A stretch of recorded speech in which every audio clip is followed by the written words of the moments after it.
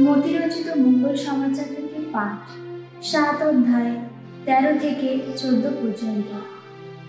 তোমরা সরু দরজা দিয়ে ভেতরে যাও, কেননা যে দরজা, যে পথ মানুষকে ধ্বংসের দিকে নিয়ে যায়, সেই দরজা যে চওড়া, সেই পথ যে প্রশস্ত, আর অনেকেই তো সেই পথে পাও বাড়ায়।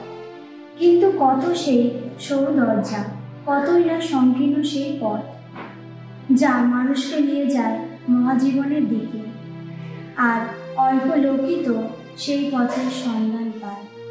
প্রভুর বাণী।